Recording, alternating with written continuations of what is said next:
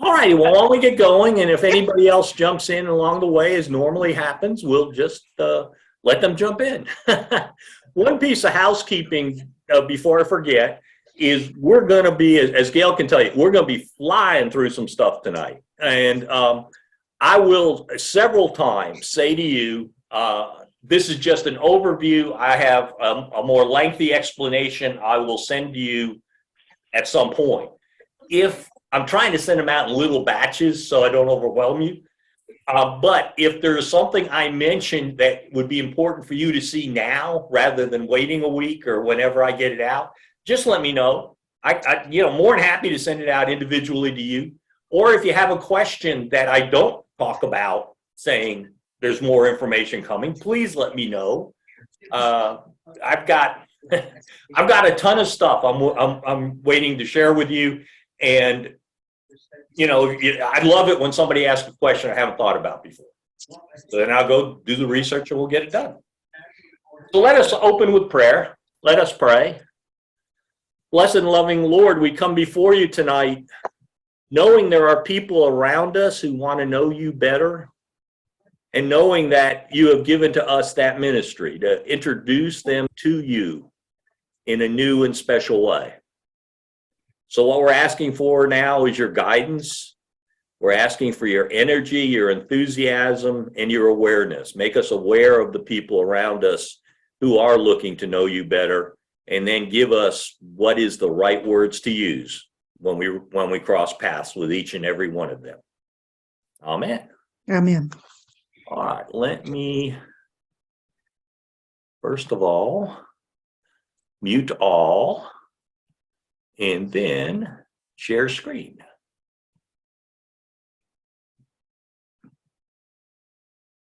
And minimize. Okay, what we're going to do tonight is we'll do a real quick overview of what's going on. And I do mean quick. And you will have, if you haven't already got them, I will send you out the revised PDF, the revised copy of these slides. And so I have a couple links in there. If you do not feel like you know the overall process well, that link is to a 1-hour explanation of the entire thing, obviously just touching on various aspects. We're going to talk about why our pews aren't full. We're going to talk about, is there any potential to reach new people? And there's a lot of people, and we probably have people on our vestry in our congregations who say, no, there's no potential. It's a waste of time. So we're going to talk about that. And then we're going to go on to what I call stage one, which is intriguing people to notice us. And I'll talk about the stages in just a second, so that put it in context. And we're going to look at what are we trying to accomplish. We're going to talk a couple times about basic principles because they apply to everything. Then we're going to look at things we're already doing and ask ourselves, is there ways we can tweak what we're doing to make them more effective? And the answer to that is yes, there are ways. We're going to then look at 3 major categories: the direct approach, which is inviting people or putting up posters, that kind of thing; the social media; and then very briefly, I'm going to look at the general news media, the newspapers, TV, that kind of thing, and how to reach out to them. Most important, we need to remember what our goals are. And the goal is not to increase attendance or budget, but rather to help people grow closer to God. And the reason for that is we focus on attendance or budget, we're being selfish. We're focusing on ourselves. And people will know that. It won't work. But if we do what we're talking about, if we show God's love, it's very likely that we will see increase in attendance and budget and people available for the ministries. If we look at the people currently working on our food pantry, for example, and your church might be different, but most churches, those people are past retirement, the majority of them. And at some point in the not too distant future, carrying those heavy boxes around is going to become more and more difficult. So we need to be thinking about that if we want to continue these ministries. And I think I've got this slide in 3 times, but it's that important, is to remind you that I'm going to overwhelm you with things and you're not going to do them all. Don't let that stop you. Be aware that your job is to pick the one or two or three things that work and that look like they'll work for you in your context, and do them. Know also you're never alone. Like Gail and I were just talking about, I'm more than happy. I enjoy having Zooms with individual congregations and their teams and help them pick the things that will work for them, then help them figure out how to get them done. And the only time I get upset is not if you ask a question, it's if you stop because you're confused or have a question and never got around to asking me. So please feel free anytime. Okay, why aren't people dashing into our churches? Why won't they even talk to us a lot of times? If we say, somebody knows we go to a church, that's not the first thing they want to talk to us about. And part of that is we're no longer living in a time when church attendance was considered expected. And I shared this morning that this really hit me yesterday. Our insurance company does I think it's an annual, nurse comes by and talks to you and checks on your meds and that kind of thing. And they called me to set this year's appointment up, and they wanted to meet on a Sunday morning. I mean, I said, well, what dates are available? The first two they gave me were Sunday mornings. Just astonishing, how much has our society changed that Sunday morning has become just the normal time to do anything. It's not reserved for church.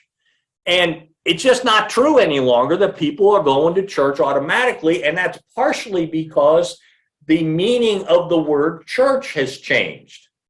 When people hear the word church, these are some of the types of things they think about. An attempt by the Southern Baptist, and people don't distinguish and say, okay, the Southern Baptists are trying to prevent female pastors, but the Episcopalians are, that clarity of thought just doesn't happen. That most the child abuse has happened in certain churches and not in others. They put them all together, and they put all of this negative on the word church. And, if I have all that negativity, I don't want to be part of that group of people. In all seriousness, I don't want to be part of a group of people that spend Sunday morning hating other people. And the good news is that's not a true picture of your church. But the bad news is the people we're reaching out to think it is a true picture of your church. So today what we're going to do is we're going to focus on how to intrigue them enough to listen so we can tell them and show them who we really are. And what I'm pointing out there is, and if you think about it, watch yourself tomorrow. There's 100 different topics, probably a couple hundred different topics that are thrown in front of you. Every news outlet will have a dozen stories or more with subparts of each story. There's so many things you can spend your time listening to, learning about. We want church to be one of them, but right now they're not even on the list for most people. So we've got to intrigue them enough so it gets on our list. And there is a potential to reach new people. Despite all the negativity, despite all the problems, there is a real potential that we can get to them if we do what we need to do and do it well. And by that I mean do it in a loving manner. It isn't the technology, it isn't the technique, it isn't even the specific words. It's the attitude. If we're reaching out to them in a loving manner, that will get felt and we will have response. And I can send you a discussion paper on this if it's helpful to you, particularly sometimes a vestry or something may want it. But anyway, just in broad strokes, somewhere around 1 in 3 people near you are willing to talk about God. They're not anxious. They're very cautious. They're afraid they'll get condemned if they ask a serious question or express any doubts. They already have an overloaded calendar. You suggest coming on Sunday and they say, well, I've got 4 other things going on Sunday morning. So they're not ready to attend on Sunday, partially because they're not ready to make that kind of commitment. But if approached with love, they're willing to talk, and that's the first step to begin a conversation. So these are the stages I mentioned. The ones in yellow are what we're going to talk about today. It's what I call stage one, that we try to intrigue people enough so they'll look at us. They'll just take a few seconds and look at us. Then through that, they'll learn enough to know us a little. From that, discover that they just might like us. And finally, discover they probably can trust us. And that's the most important one. Can they trust us? And to use the words of the prayer book, will we treat them with dignity, or will we attack them? We know what we'll do, they don't. Then stage two, once we've gotten them interested in us a little bit, is how they will interact with us. And then stage three, by far the most important, is we build a relationship with them. And this can happen quickly, and I use the term previously churched. And by that, I mean people probably at the retirement or older who church was a big part of their life for a while, and then for whatever reason it no longer is, but they know what it's about, and at some level they expect to go to church. So we'll probably see them first, but the unchurched will take a lot. The truly unchurched may take months, or even honestly, even longer. So as I said, remember that all the work is largely wasted if we don't build a relationship with them. If, in modern terminology, if we ghost them, if we treat them like ghosts, if we ignore them, they've got 100 other things they can be doing. If we're not willing to spend time with them, they don't care. They're not going to spend time with us. And if you haven't seen the view on that stage three, the most important one, there's the link to it on YouTube.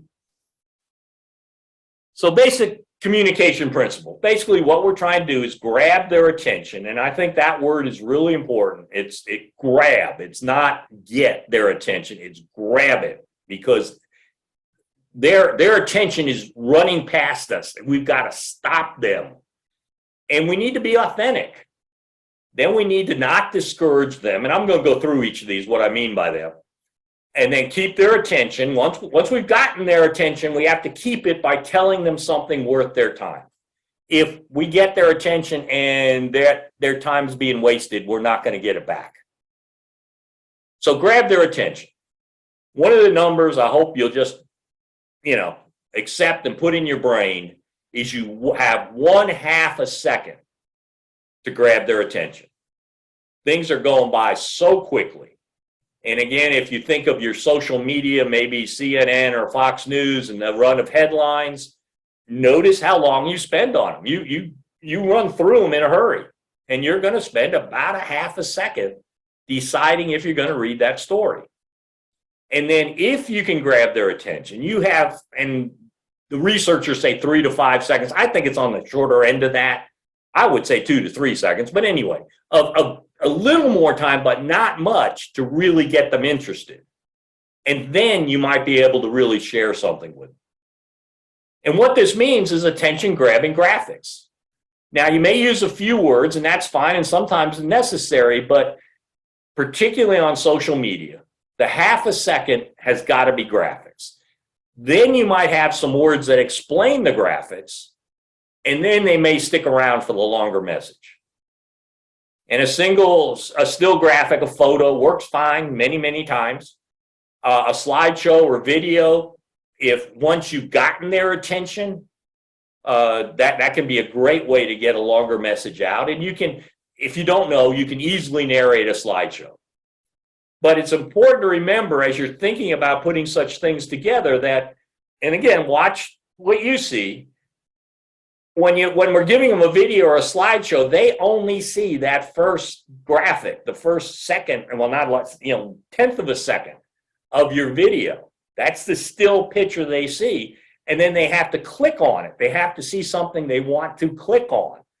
And so we must make sure that very first image is by far the most important image in the whole presentation.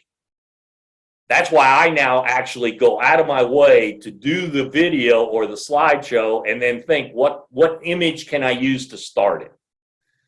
And it helps on the video, on the image, to mention how short it is. And this is one, actually, I'll give you the link to this video.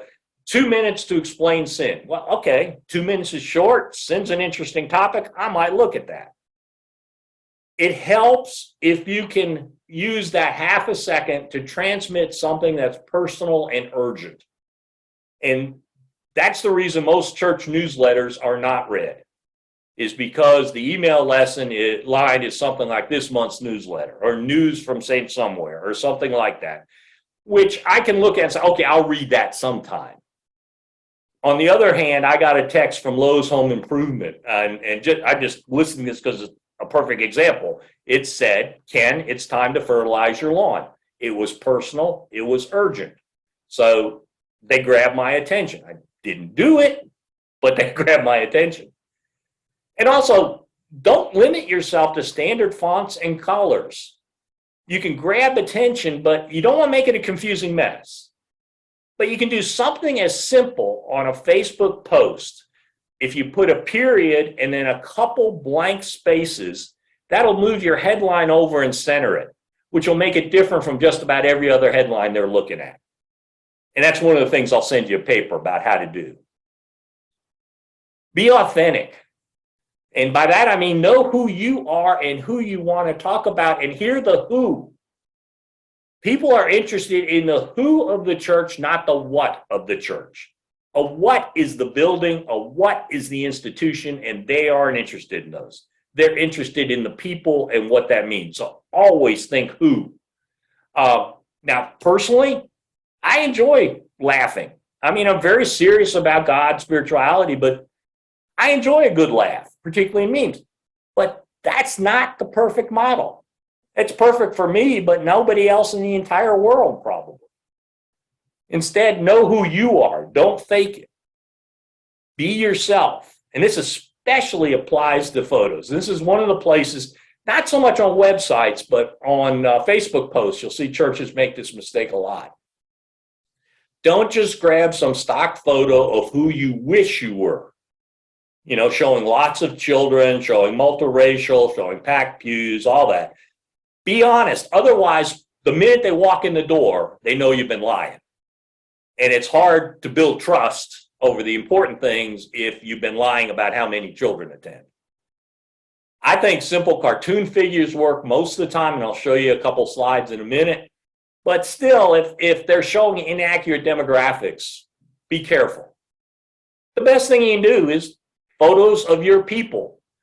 I love the phrase future friends, people who will be your friend in the future. They do not relate to empty buildings. And how many churches and have an opening photo on their website of the front of the building with the doors slammed shut? That's not welcoming. That's not suggesting we want you in here. That's suggesting we don't want you anywhere near us. Also, try to use questions as often as possible, not statements. The question mark gets more attention than the period of the exclamation mark. It'll grab people. So rather than saying something like an introduction to St. Somewhere, say, who are we? Or, you know, you can phrase it any way you want, but the point is make it people like to get information and they like to have questions answered. Most important, and I think I lost count. I think I say this 5 different times, so you might as well just embed it in your memory. They know you hold worship services. Don't waste that extremely important half a second telling them that you hold worship services. They know that. Those details, like is it 10 or 11, only matter after they want to know, after they are intrigued. That has to be way down the list. Here's what I meant about a couple things, the cartoon figures that I'll use a lot of times. But if you notice, the first 2 are very closed. There's no place there for me. I'm not welcome in those groups. And I invite Welcome Connect, which does some really good stuff. It's Episcopal in nature. They have a wonderful phrase, distinction. They talk about the first 2 show a group of friends, but not a friendly church. The third one shows a friendly church. The third one looks like a group of people that want to talk to me. The first 2, they don't want anything to do with me. All right, I mentioned be authentic and continue on that. Know who you are.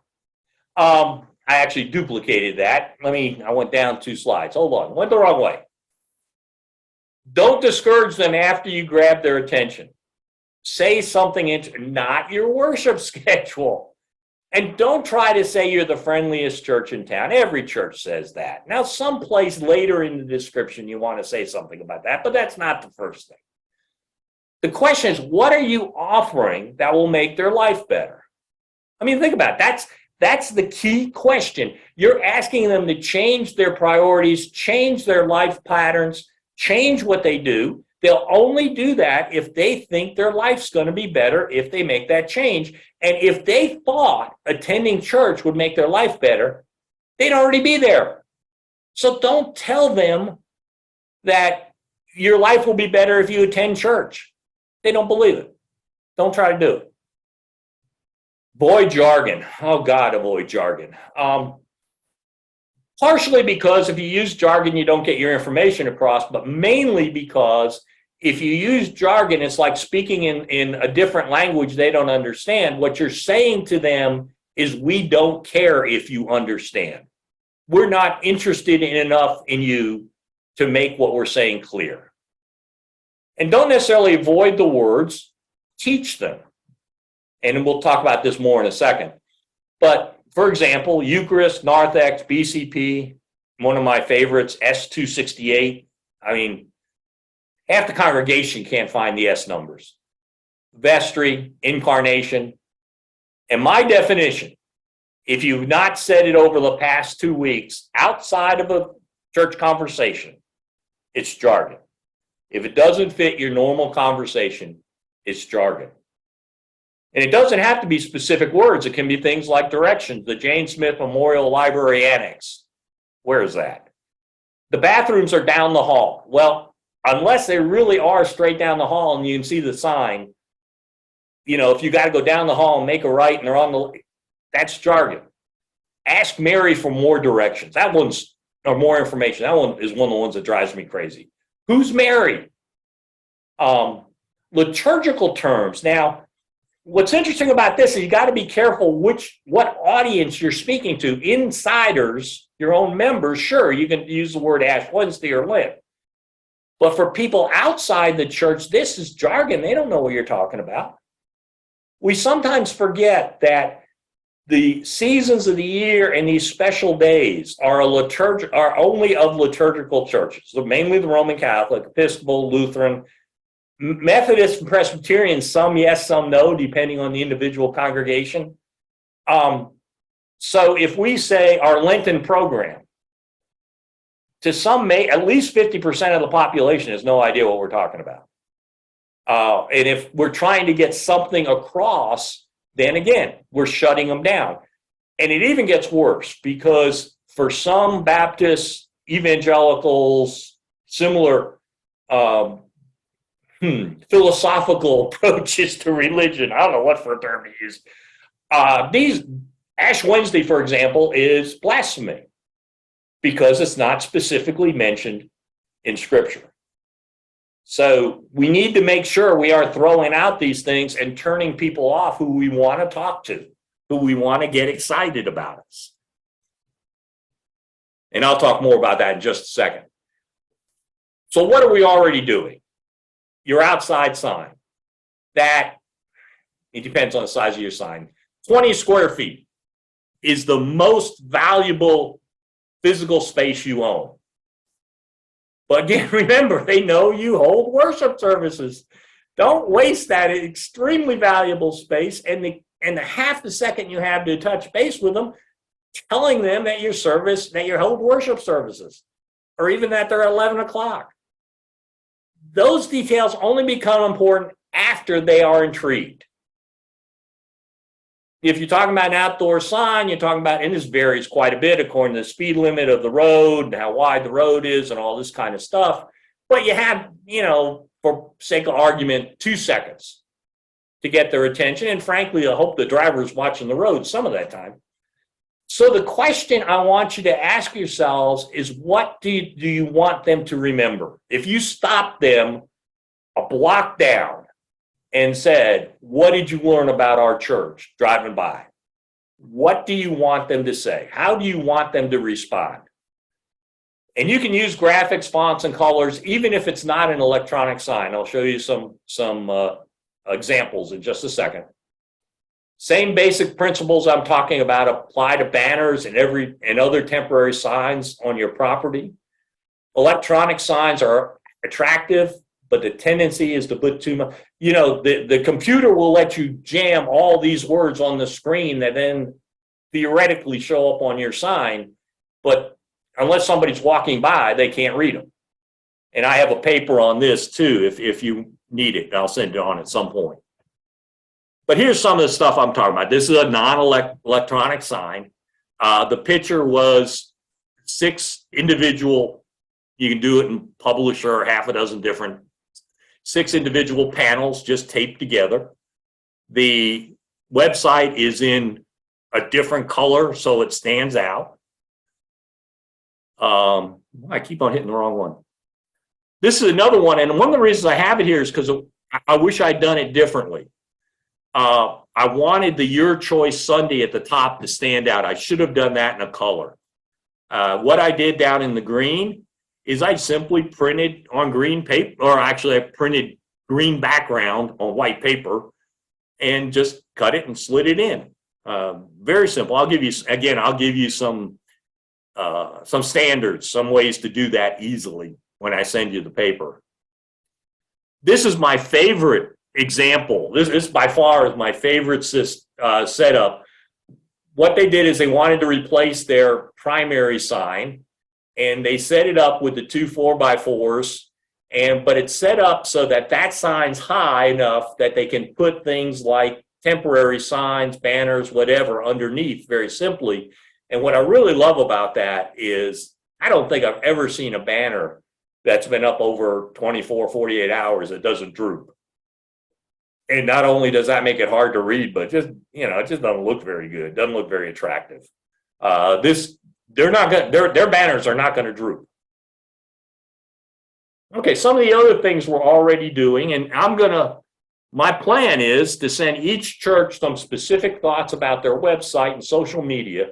I'll look at them from the perspective of a stranger and a stranger with little church background. So what I'm talking about here is a very broad overview. For the website, who do you intend it for? Now, this is improved over, say, the last 5 years. Most websites at least plan on being oriented toward people who are not yet members. In the past, there was a real problem of a lot of websites were oriented as, basically they were newsletters. They were just oriented toward your own members. But now most are at least making an attempt to go outside, but that's really important to think about. And it's important to understand that websites are what I call second-tier communication platforms. Nobody stumbles on your website. They reach it because they're looking for information about your church that's been directed there, unless you're paying for the exposure, which I don't recommend. It's just too expensive. And it's very unlikely if they search, they're going to search for some ministry that you have that's so unique that no one else is doing it, so you pop up. So plan on just try to do your website around this person. Picture this person who, again, has a vague interest in your church, but they've gotten there. They have enough interest that they reached your website. And go back and look at the slides from previous Zooms about criticisms they have about churches and ask yourself how your website responds. Primary example. In fact, of all the websites I've looked at, I don't think any have done this well. Do you say you have a nursery Sunday school youth group? Do you tell people their kids will be safe? Nowadays, there's nothing more important than the parents. Telling them you'll teach them Bible stories is of zero importance to them until they think their children are going to be safe. Probably 75% of churches predominantly focus the opening page on worship. People don't care about that until you prove to them you are worth caring about. What they want to know is, how are you making the world better? And the fact that you have Eucharist at 11 a.m. using Right One does not make the world better in their opinion. mainly because they don't understand what I just said. Number three, and maybe this should be number one. People are interested in people, not buildings. So many of our websites, probably in most websites, the majority of the photos in the opening particularly are of empty buildings. Well, that announces nobody cares to be in this building. Again, that's not intellectual, that's an impressionistic response, and that's what sticks with people. Go ahead and show your beautiful building, but have people in the image. A lot of people want to show how pretty the front of their worship area is. That's fine, that's wonderful, that's great. But have some people there. One of the great ways to do it, and stage it if you need to, is a family having their child baptized. You have the people around all all as if it's going on for real. And in the background is your beautiful church. So you get the point across that we have families, we do sacraments, and we have a beautiful church. And please, please, please don't show a closed door. I don't know how many of our websites show the front of the church with the big red doors slammed shut. That's not welcoming. That's not welcoming. This is welcoming. Now, this may not be your church. I mean, the glass doors and all that. Maybe you don't have a kid opening the door. But that feels like, hey, I want you to come in. That's one of my all-time favorite examples. And that young boy, by the way, is a senior in college now. So you don't have to reshoot it a lot. Again, watch your jargon. And again, remember the jargon, particularly in the opening couple levels, your opening page and the next level down. Service. So many of our churches have a button that says service. We know what we mean by that. Well, maybe we don't actually, because it means different things in different websites for different churches. But to the new person, it could mean worship service. In fact, honestly, that's probably the first thing they think of. Or it could mean tasks within the church, or it could mean service to others. So if you care that others understand, if you care to get across the point that you're trying to make the world better, just change the title of the button to service to others. And consider what the potential friend sees. Try to see your website through these eyes. And there's one of the churches has a list of ministries, which is good. But it lists them alphabetically, mixing the inside and the outside ones. So the first one you reach is Altar Guild. The second one you reach is Bread Makers. And I have no idea what third one is because you bored me and I've left. Think about that. People don't care how your altar is set. They care about whether you're making the world better. This is a case where the page is probably focused on insiders. Another unnamed church has a newcomers button. That's great. That's wonderful. That's the first one most people will go to. But when you click on that, they have 3 columns of information. And the first one is building, our building. The second is our worship. And the third is our people. Now, I know this church. It does a lot outside the building, but I wouldn't know that from looking at their website. And I certainly wouldn't know it from getting down through these. Again, if that's what people see, they're never going to keep looking. They're going to say, hey, this place is not for me, and move out. I'm going to talk some about social media, and here I'm focusing on Facebook, but most of the principles apply to about anything. And social media is both a first tier and a second tier platform. And by that, what I mean is first tier in the sense that your post can appear on their platform, on their Facebook page or Instagram or whatever, without you making any effort to get it to them. And that's first tier. But second tier, and that's the most important one, is your business page. People only reach that because there's been a reason for them to come to it. Business page, just think website. It's the same principles. And what I'm describing is as if you're viewing it on a computer. In the upper left-hand corner, and I'm going to show you a couple examples of this in a minute, there's an introduction area. This is it. This is it. You have about 10 words to intrigue a person to look further. Your worship times won't do that. What is the one thing about your church you want people to know? You got 8 words. What do you want to get across? Second, very important, are photos. And very, very, very few churches use these well. A photo your senior warden can identify and explain does not help the stranger. Take a couple seconds and caption them. Youth helping food pantry.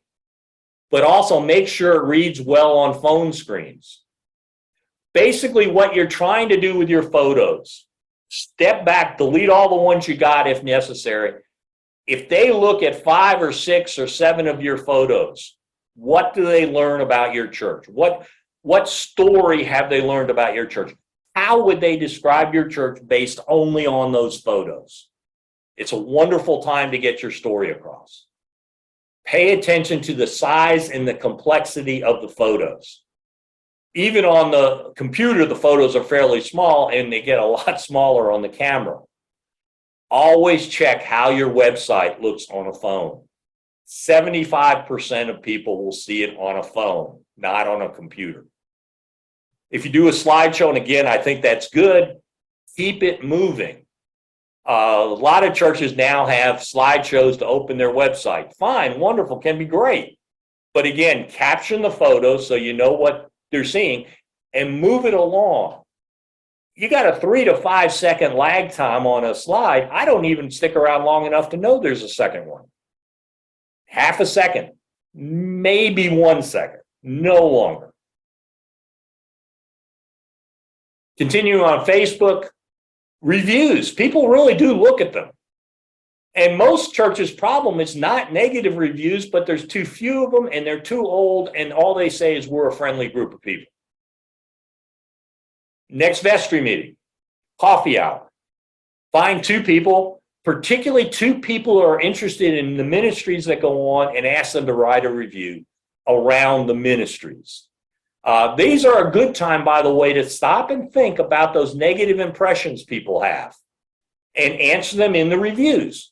For example, one of the questions a lot of people have, as I mentioned earlier, is will I be treated well? Will I be treated with dignity? Will I be allowed to ask tough questions and have doubts? That's a hard thing to explain graphically, but it's easy to do in a review. And just me, when I just see, there have been 6 reviews and they're all 5.0,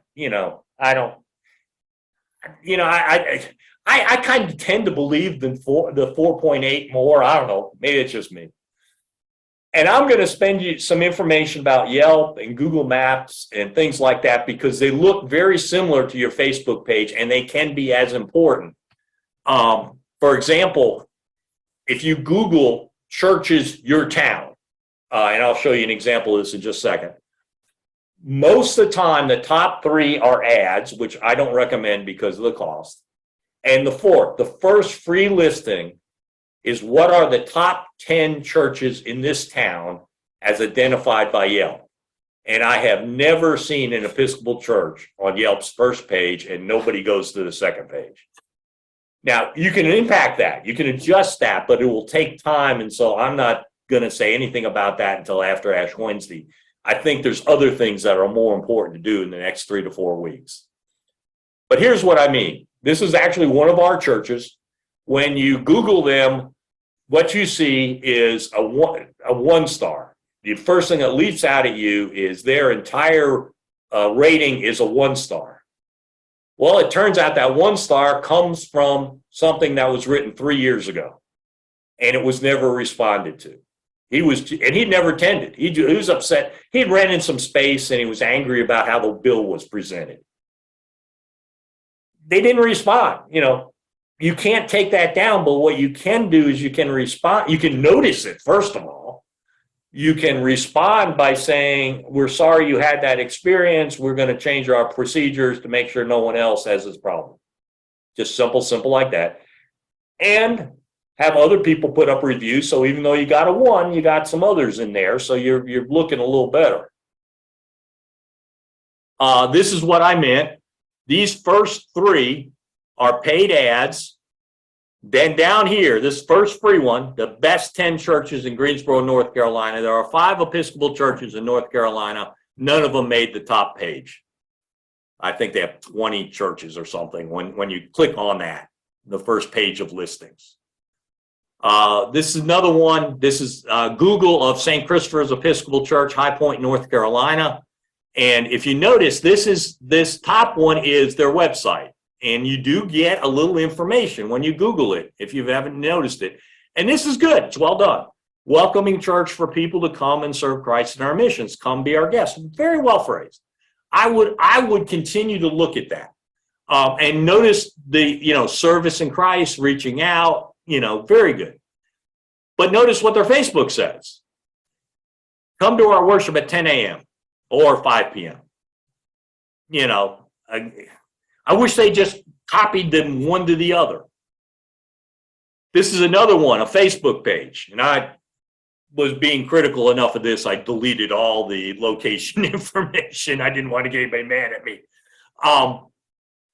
If I get to that page, what can I learn? I can learn it's an Episcopal church, and 2 months ago they were not in person. That's the limit. No people are shown, no ministries are mentioned. Why would I continue to look at this? By the way, remember this one when I talk about pinning your video to the top of the page. Kind of think back at this one when I get there. Invitations. And this is one of the places I kind of disagree with Invite, Welcome, Connect. And I say I've got a lot of respect for the work they do. But they focus mainly on personal invitations. That I don't think many of us know somebody who is just waiting to be invited and they'll come running on Sunday morning. If they were that interested, they'd be there. But we all know people, probably several people, that would be interested in specific activities. Again, not necessarily Sunday morning to start with.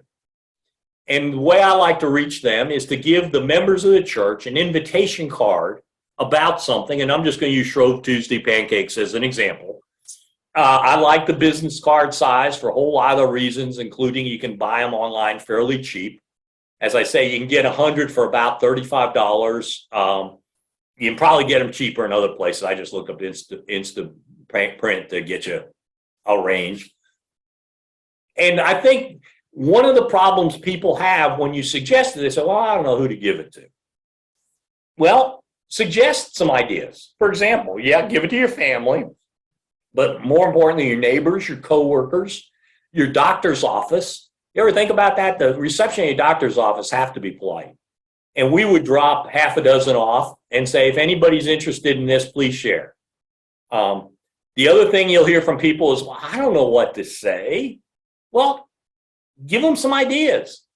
All you have to do is, I thought this might interest you, and hand them a card. Or if you don't have plans, this might interest you. Or make it a little more personal. We're really looking forward to this, thought you might too. The best group of people to hand out invitations are kids to their friends. Now I'm talking specifically about something like Shrove Tuesday, obviously something that involves kids.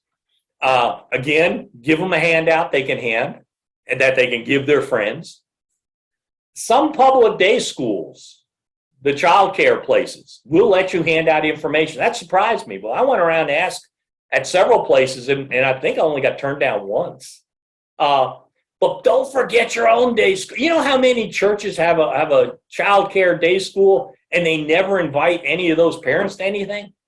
I mean, you got this built-in audience. And I'm not saying require them to be a member of the church or anything, but just be polite, invite them. And don't forget the groups that meet in your church. The neighborhood association, the bridge club, whatever, use your space.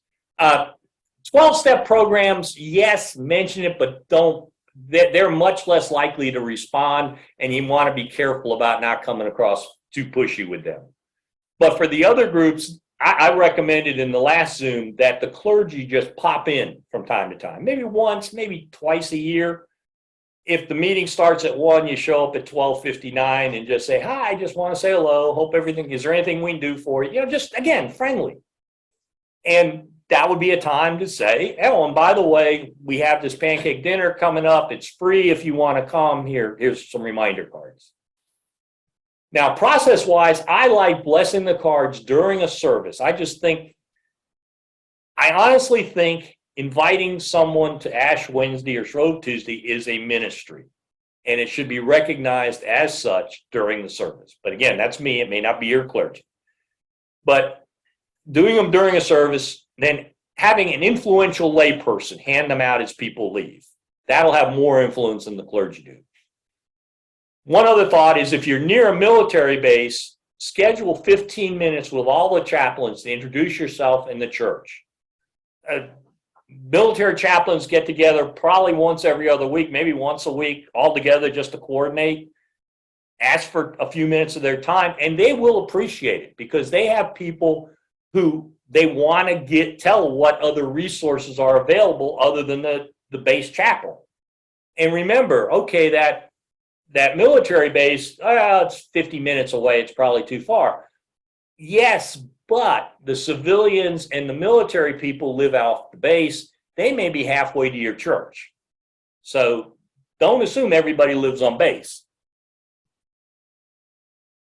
Again, I slipped this in because I just, as I was looking this over, I said, boy, have I said an awful lot. So I just want you to remember, don't worry about it. You won't do everything. Take the slides, the PDF of the slides, the printed. By the way, you can print them forward to a sheet and save a lot of paper and still be readable. And just note which things seem to make sense for you. And, note which ones you want to ask me more questions about. Direct action, posters. This is down a little ways on the priority list for me. Not that it's unimportant, but because it takes time. Now, if you have somebody who's willing to go around and put them up, that's great. It can be a wonderful thing. They're cheap. And the value depends largely on the activity and where you can post them. So, for example, for Ash Wednesday, a place where Hispanics are common, like Mexican restaurants, could be effective, particularly in the staff area. An immigrant support agency. An awful lot of the people coming into this country are Roman Catholic. Letting them know they can come to us for their sacraments. And it works best. Posters, about Sunday morning are probably not going to get you any attention. But if you have the blessing of the animals, go to animal-related businesses.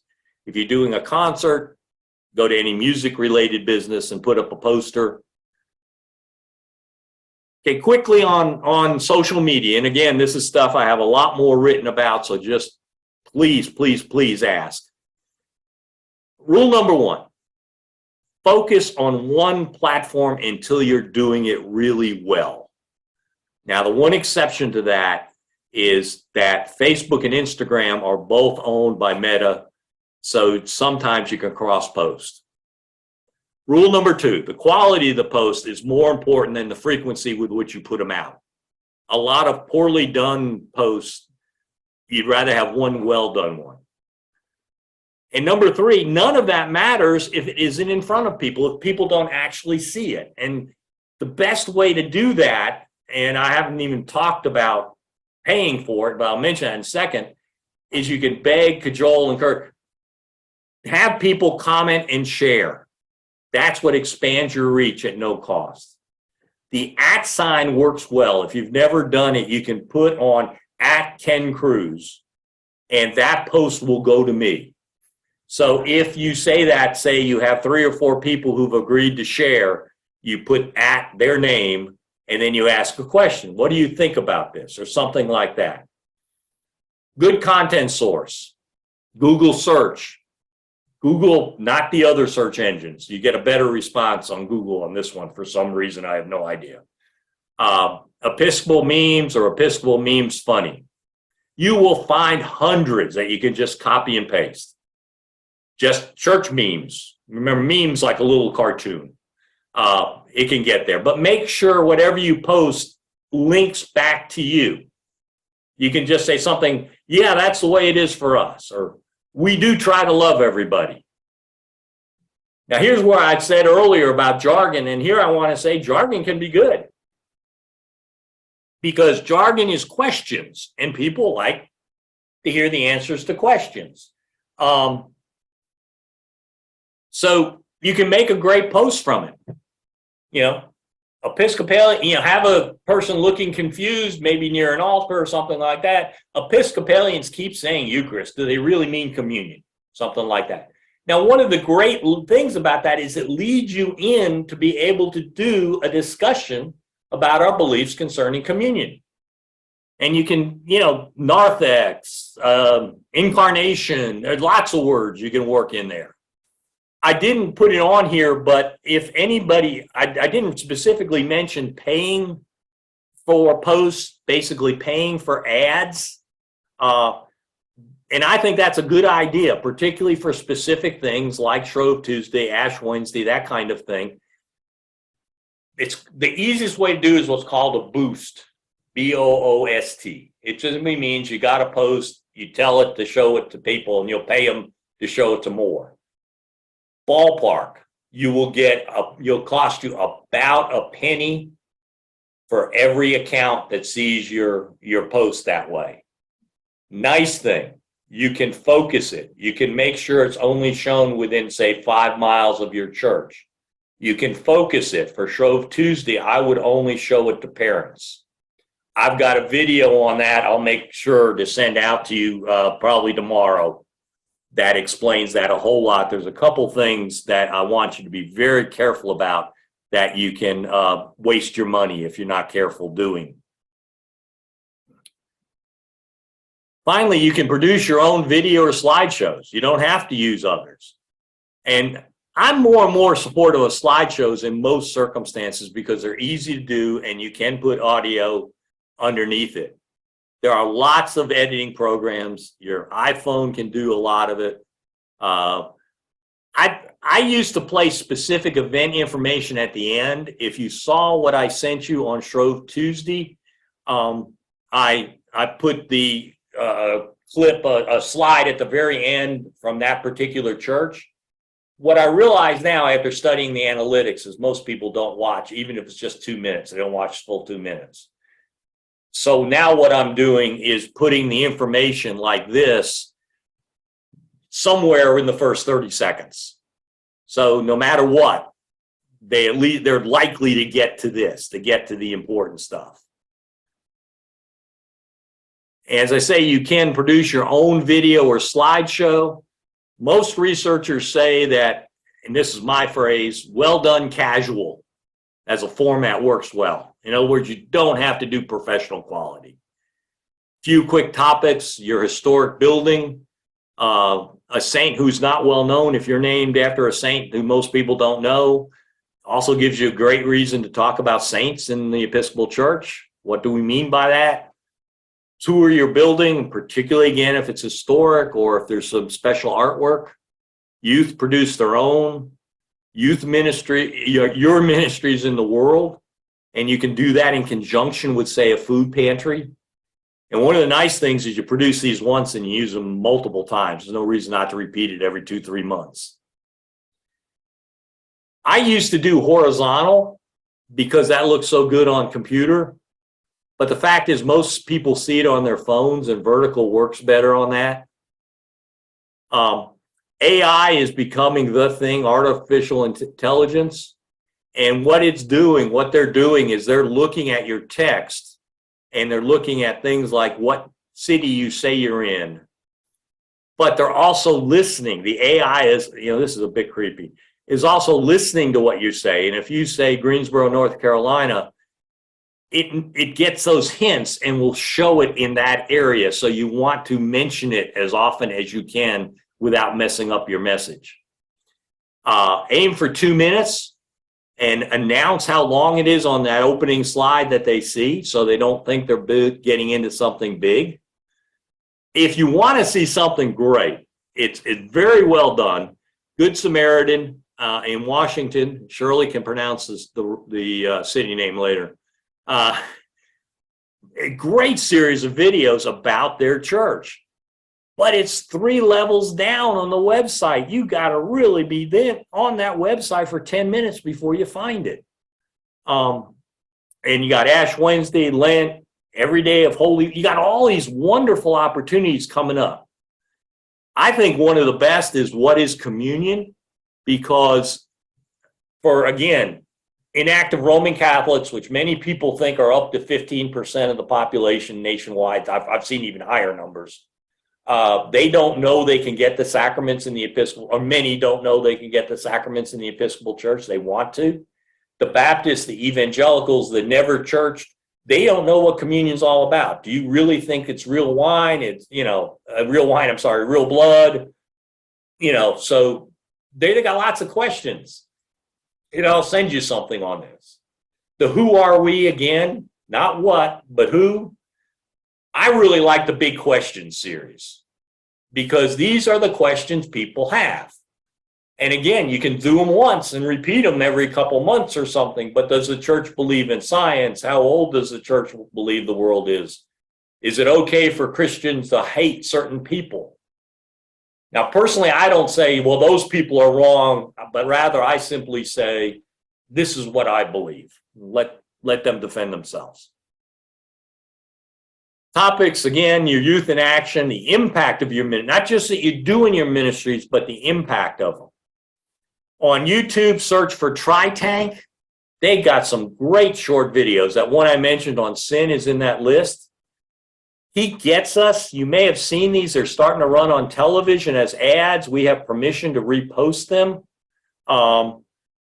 Now, they come from a certain political side of the population, but the video content and the desire to tell people about Jesus is good. I did not pick up the politics in any of the ones I've looked at.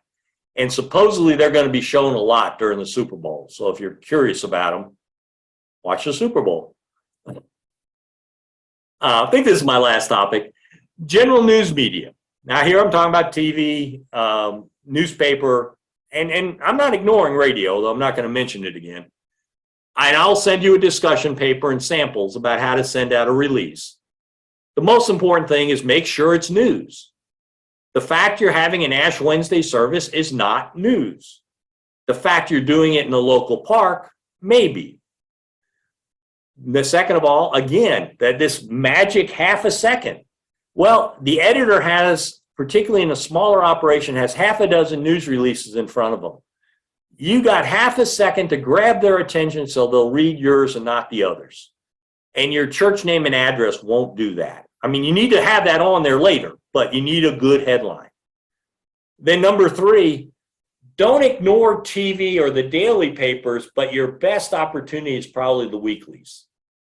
And part of getting to the weeklies is understanding that many of them have only 2 people working, and one is focused on advertising and circulation. One person is basically doing all the news. So the easier you make it for them, and the examples I'll send you will show this, the higher priority it'll be actually used. And, don't forget to be polite. I mean, write a thank you note. Make it specific. Don't just thank you very much for writing this article, but we really appreciate the way you covered.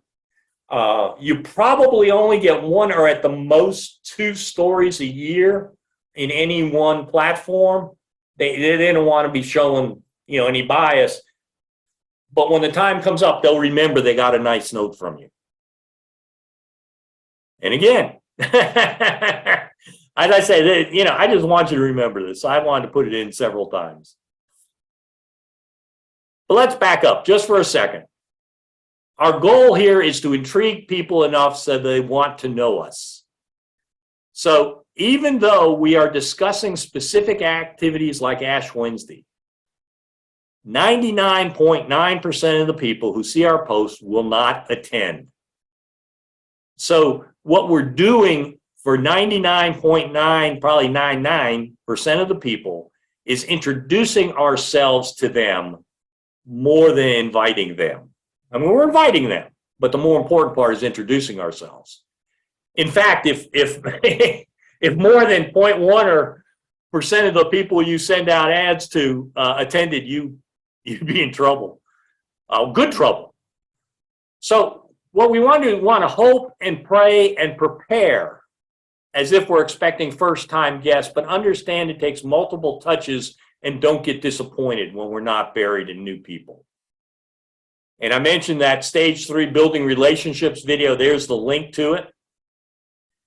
Because we must have the ability to communicate with people, which means having their contact information. And I'll send you some ideas about how to use social media to get their contact information. That took even more time. So I know I have buried you with ideas and information. We just threw what should have been a 4-hour class in 1 hour. So you haven't absorbed it all, but you have the slides, you have my email address. If it's something you're going, oh my God, I got to get this done tonight, there's my phone number. I want to help you. And again, if any of this stuff you feel like you really need right away, that's fine, that's great. Love to know somebody wants it. Just ask me. Gee, have you seen that one before? Finally, pray. This is where we have to be central. And we don't pray that they be changed to attend, but rather we be changed to do God's ministry. And we should be praying specifically by name, thanking God for every new contact received. If John Smith leaves their phone number, their name and phone number, we should be thanking God for that, because we're asking God that we be worthy of the trust that places on us that we were given that information. All right, well, it's only ran a couple minutes long. I will stop the share and questions. You have to unmute yourself. I cannot unmute you. That's just so if you're in the bathroom, I don't unmute you at the wrong time. I think that's hilarious. But anyway, Zoom changed that rule a while back because apparently they got complaints. So questions, comments, more information on anything?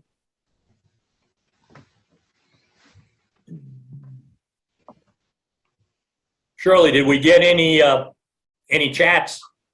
No. Okay. And by the way, it's Sammamish. Sammamish, Washington. I'll never be able to say that right again. There's about 4 M's in it. Sammamish, Washington. You just have to say all the M's. Sammamish. Okay. I remember she told me that. May told me that. Just say all the M's. Kind of like Coolamy. Yeah, it's like Coolamy.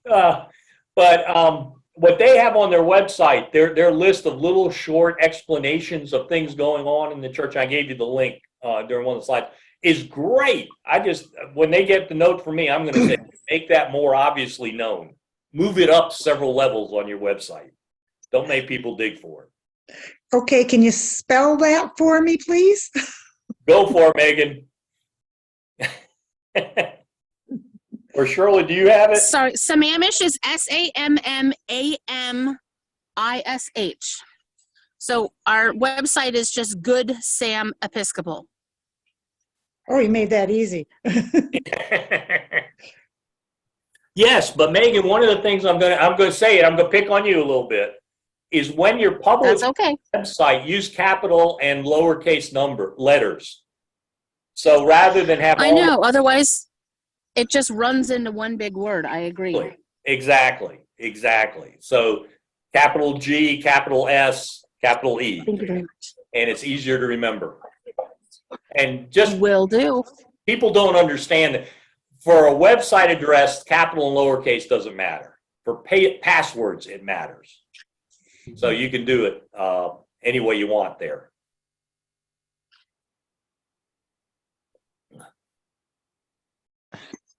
I don't want to keep people if you don't have any, if I buried you with information, you're totally wiped out. That's fine. I understand. I will send you, I realized halfway through I didn't talk about boosting on any of the slides on paying for ads. I will send you that video tomorrow. Please. That's something that we'd really like to know about, more about. It's very easy to do. There is 2 things to be very cautious of. Ken, this is Steve in Massachusetts. I don't think the other 3 people on my team were with this. Can everything get sent to all 4 of us? Yes, absolutely. If I've got your email address, you'll get a copy of the video and the slides. as long as it's signed up. And if you got any question, feel free to forward it. But Karen, the two things on boosting to be careful of. Normally, the defaults Facebook uses are okay. But in the case of boosting, the default is to show it to the entire United States. Yeah, we cut back from that. But we're finding that for certain, we've done it twice now. I don't know, at Christmas time, we had a lot of new faces on Christmas Eve, which Oh, was good. great. We didn't have a chance to really gather information. But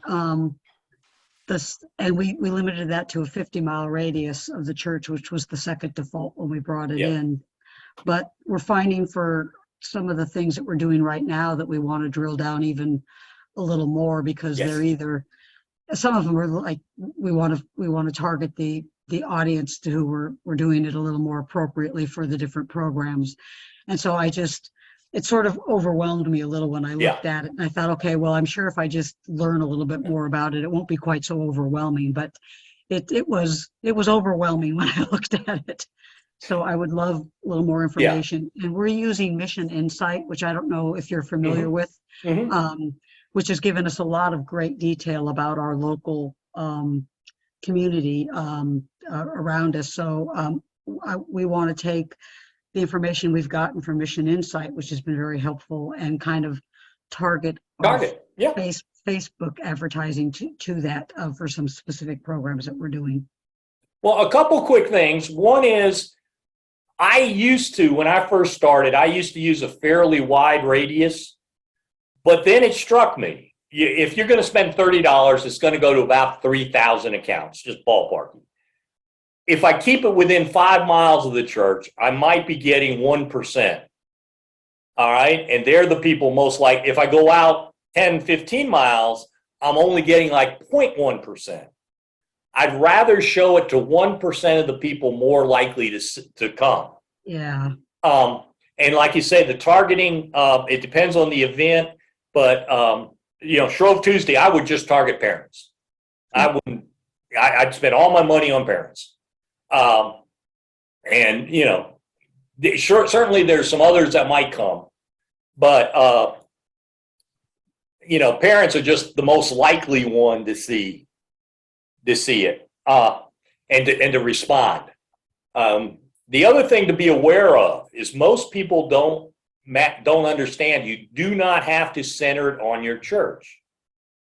You can center it wherever you want, or you can do it by zip code. There's lots of different ways you can do it. It's called drop a pin. If you're looking at the map, there's an option, drop a pin. So, for example, several of our churches are on the edge of lakes and stuff. Well, doing a circle there means half of it, there's nobody there. Well, you can move that pin up, or maybe a better example, Trinity in Mount Airy, North Carolina. It's been kind of my test case for the last 3 or 4 years. They draw almost all their people from east, west, and north. For a variety of reasons, they draw very few people from the south. So if we were to center on their church, basically half of what we'd be doing would be to an area that are very unlikely to draw people from. So instead, and that's kind of similar to us too. We don't draw much from the south. So, so just if you're going to just do a circle, just move your pin up north of your building and create a new circle. And so that map and that pin is in Facebook.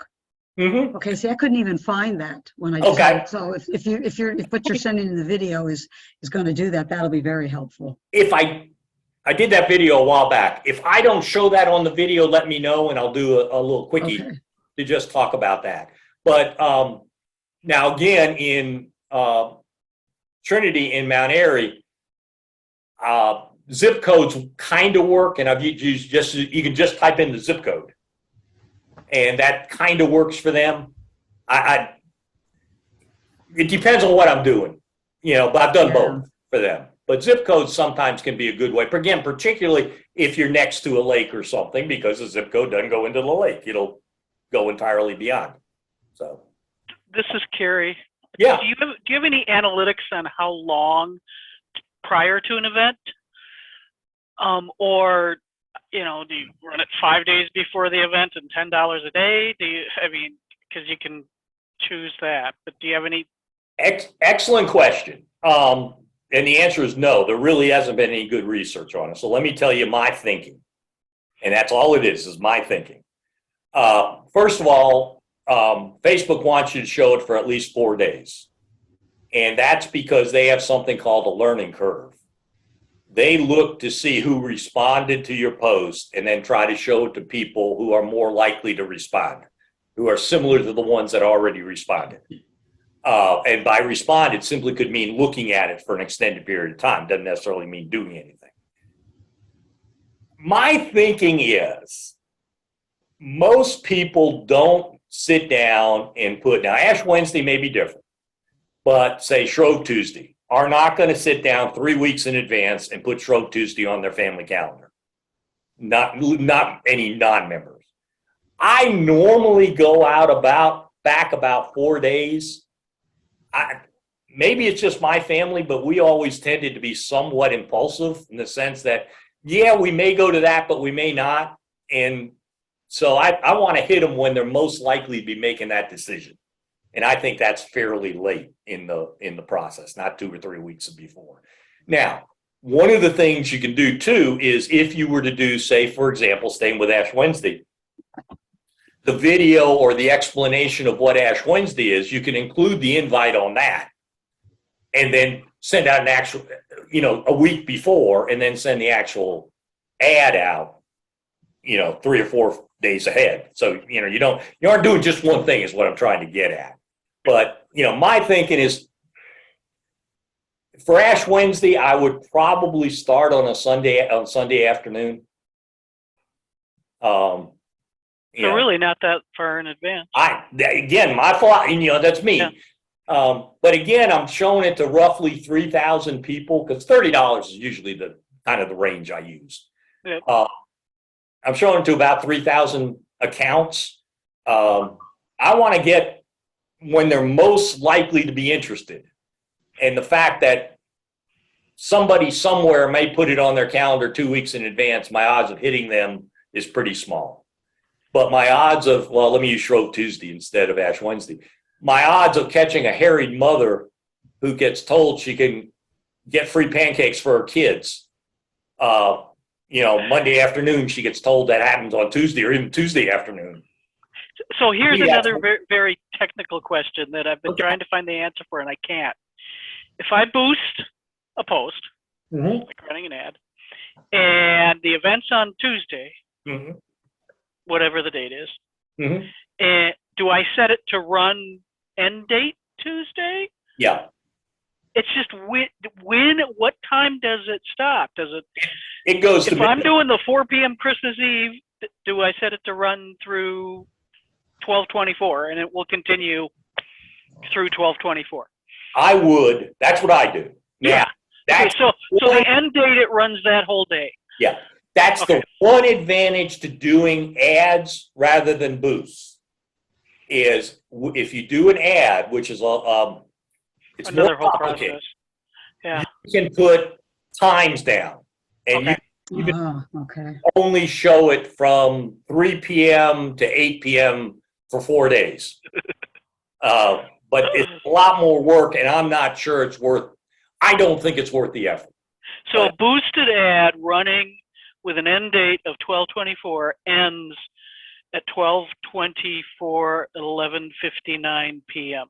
Yes. Yes. So you've Okay. wasted a couple hours, a few hours of ads. That's all. I just, yeah. Yeah. Good. I did Um, just was confused because sometimes it felt like it ended at 12:01 a.m. on the 24th. But Well, really, when it ends is when you run out of money. And now remember, Facebook. People don't understand this. Facebook is an auction system, and that's why I say about a penny an ad. Sometimes it might be up to 2 pennies an account, because it depends on who else is trying to advertise in that space at that time. So if it's possible they'll use up all your money earlier than you anticipated. If it's coming in cheap, or if it's coming in expensive, they may end up actually doing a lot of it toward the tail end. But that's why you get variations. I've seen costs of a half a penny an account. For some reason, Trinity and Mount Airy always runs real low. They'll run about a half a penny account. So for $30, they'll get to 6,000 accounts rather than 3,000. But like Charlotte tends to run on the high side. You know, it's a very busy city, and it's usually a penny and a half. I've seen it as high as 2 cents. The other thing on advertising, boosting too, but predominantly advertising. You got more different ways to set it up. I would always go with, in the video I know covers this, just kind of the broad. Don't try to say show it only to people who are likely to respond, because if you're selling something, that's probably a good way to do it, but we're primarily trying to get an impression across. And if you do limit it to people who are only likely to respond or locally likely to message you or that kind of thing, it'll show to a lot fewer people, and you'll end up paying 10, 15, 20 cents an account. And since we're not, in the marketing sense, we're not trying to make a sale. I mean, if we do, that's great. A sale being them attending.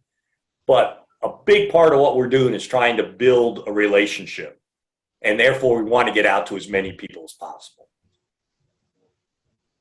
And that's making it sound more complicated. Sorry.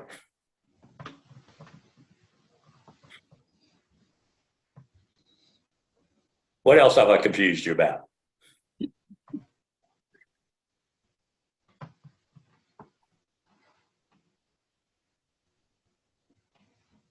Well, I'll let you all go about your business. If A lot of good information. Thank you. I will send you out the updated video and PDF files, probably first thing in the morning. Well, no, I got physical therapy first thing in the morning, but soon, fairly quickly. And one last time, anything at all, you let me know. Any questions? Great. Any way I can Thanks help? so much, Ken. Oh, you're welcome. You're welcome very much. Thank All you. right. Well, have a good night.